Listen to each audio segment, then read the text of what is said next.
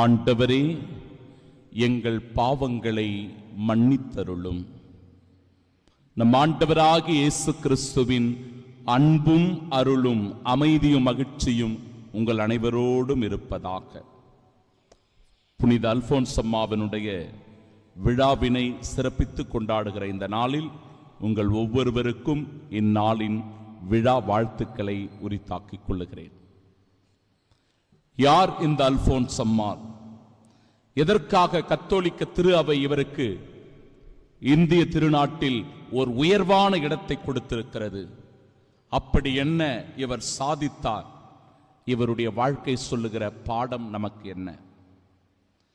கத்தோலிக்க திரு அவையினுடைய முதல் இந்திய புனிதையாக புனித அல்போன்ஸ் அம்மா கொண்டாடப்படுகிறார். கேரள மாநிலத்தில் பிறந்து தனது 35 வயதிலேயே 1948 ஆண்டு ஜூலை 28 இறைவனடி சேர்ந்தவர். 35 வயதுதான் இவர் இறக்கும்போது. ஆனால் சிறு வயதிலேயே இவருக்கு இறைவன் மீது மிகுந்த ஆர்வம் இருந்தது, ஈடுபாடு இருந்தது. ஆலயத்திற்குள் வருவது, திருப்பலிகளில் பங்கெடுப்பது, உதவிகள் செய்வது, ஆன்மீக வார்த்தைகளை கேட்டு கடவுளோடு தன்னை இணைத்துக் கொள்ள ஜெபிப்பது போன்ற பழக்கத்தை சிறு வயது முதலேயே இவர் கடைபிடித்து வந்திருக்கிறார். பிரான்சிஸ்கன் கிளாரிஸ்டர் சபையில் இணைந்து தான் ஒரு அருட்சகோதரியாக வேண்டும், இறைவனுக்காக தன் கற்பை அர்ப்பணிக்க வேண்டும், அதற்காக தன்னை முழுமையாக ஒப்பு கொடுத்து நான் பணி செய்ய வேண்டும் என்பதனால் தன் வாழ்வை கடவுளுக்கு முழுமையாக அர்ப்பணம் செய்கிறார். நல்ல ஒரு துறவற வாழ்க்கையை வாழ்கிறார். ஆரம்பத்தில் இவருடைய பணியானது கல்வி பணியாக இருக்கிறது.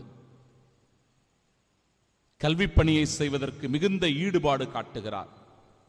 ஆனால் அவர் வாழ்வில் வந்த தொடர் நோய்கள் மீண்டும் மீண்டும் அவரை துன்பத்தில் ஆழ்த்தியது, வேதனையை கொடுத்தது. எப்பேற்பட்ட அந்த வேதனைகள் என்றால் 1923 ஆண்டு எரிகின்ற நெருப்பு குழிக்குள் இவர் தவறி விழக்கூடிய சூழ்நிலை வருகிறது. எப்படியோ தவறி விழுந்துடுறாங்க. அன்னக்குட்டி அப்படின்றது தான் அவங்களுடைய பெயர், இயற்பெயர். விழுந்த உடனே அவருடைய பாதங்கள் எல்லாம் எரிந்து கருகி போகின்றன.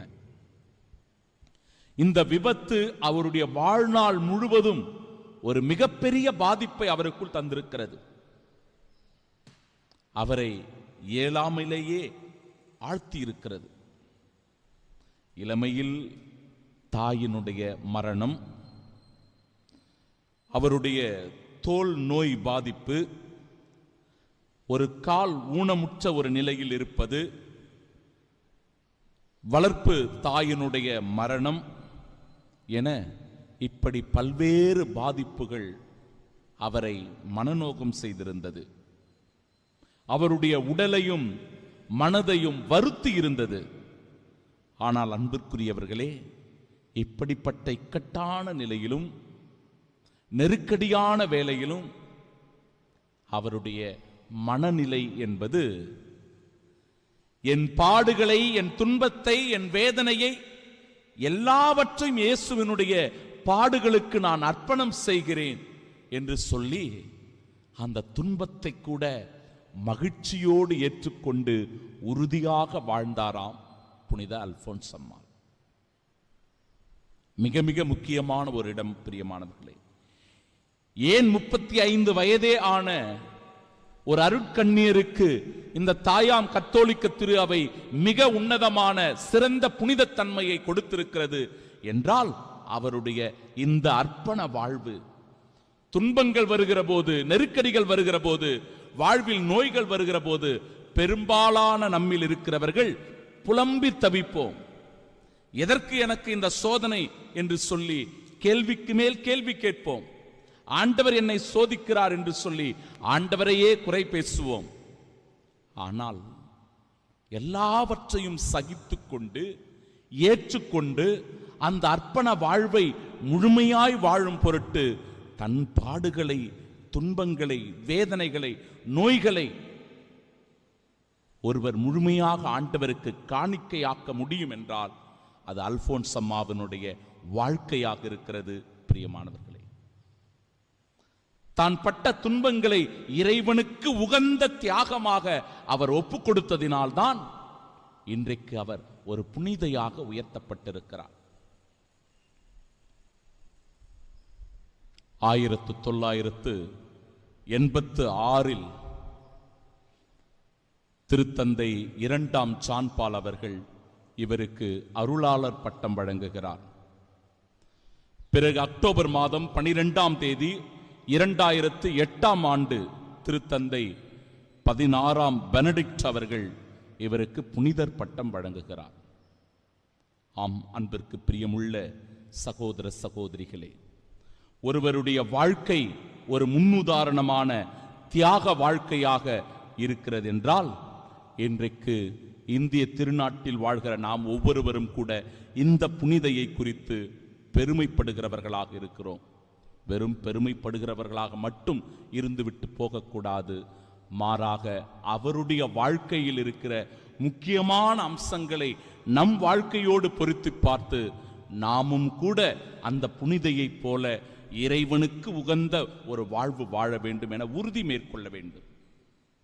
இன்றைய நாளினுடைய முதல் வாசகம் துன்பங்கள் பட்ட, பாடுகள் பட்ட அல்லது இறைவனை விட்டு விலகி போன இஸ்ராயல் மக்களுடைய நிலைமை மிக மிக மோசமானது, கேடுற்றது. அவர்கள் அடிமைத்தன்மையில் இருந்தார்கள். அப்படிப்பட்ட சூழ்நிலையில்தான் ஆண்டவரிடத்தில் அவர்கள் திரும்பி வருவதை பார்க்கிறோம்.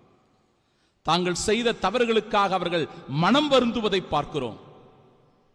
ஆண்டவரிடத்தில் மன்னிப்பு கோருவதை பார்க்கிறோம். அழகாக சொல்லுகிறது இறைவார்த்தை, ஆண்டவரே, எங்கள் குற்றத்தையும் எங்கள் மூதாதையரினுடைய தீமையையும் நாங்கள் ஏற்றுக்கொள்ளுகிறோம். நாங்கள் உமக்கு எதிராக பாவம் செய்தோம். உம் பெயரை முன்னிட்டு எங்களை உதறி தள்ளினீர். உம் மாட்சிமிகு அரியணையை அவமதிக்காதீர். நீர் எங்களோடு செய்த உடன்படிக்கையை நினைவு கூறும், அதனை முறித்து விடாதீர் ஆண்டவரே என்று சொல்லி அந்த உடன்படிக்கையை புதுப்பித்துக் கொள்ளவும், தாங்கள் செய்த தவறுகளிலிருந்து விடுதலை பெற்று மன்னிப்பு பெறவும் இறைவனை நோக்கி இறைஞ்சு வேண்டுவதை பார்க்கிறோம். பிரியமானவர்களை, நற்செய்தி வாசகம் சொல்லுகிற இறை செய்தி என்ன? வயலில் தோன்றிய களைகள், நம் வாழ்க்கையிலும் களைகள் வரும், நிச்சயமாய் வரும். மனிதர்களாகிய நமக்கு பலவீனங்கள் உண்டு. மனிதர்களாகிய நமக்கு இந்த உலகம் தருகின்ற சவால்கள் உண்டு. சாத்தானினுடைய சோதனைகள் ஒவ்வொரு நொடி பொழுதும் நமக்கு வந்து கொண்டே இருக்கும். அந்த தீமையில் எல்லாம் நாம் விழுந்து விடுகிறோம் என்றால், அந்த பலவீனத்தில் நாம் விழுந்து விடுகிறோம் என்றால், பிரியமானவர்களே, நிச்சயமாய் நம்மை காப்பாற்றக்கூடிய ஒரு தெய்வம், நமக்கு விடுதலை தரக்கூடிய ஒரு தெய்வம், நம்மை மீட்டெடுக்கக்கூடிய ஒரே இறைவன் கிறிஸ்து என்பதை உணர்ந்து கொள்வோம். நம் வாழ்வில் வருகிற அந்த களைகளை வேரோடு அகற்றி உள்ளத்தை பரிசுத்தமாய் இறைவனுக்கு ஒப்புக் கொடுக்கும் போது புனித அல்போன்ஸ் அம்மாவை போல நாமும் வாழும் புனிதர்களாக இந்த உலகத்தில் இருக்கலாம். களைகளை அகற்றி ஆண்டவருக்கு புனிதத்தை அர்ப்பணம் செய்வோம். இறைவன் நம் ஒவ்வொருவரையும் இந்த நாளில் அபரிவிதமாய் ஆசிர்வதிப்பாராக. ஆமீன்.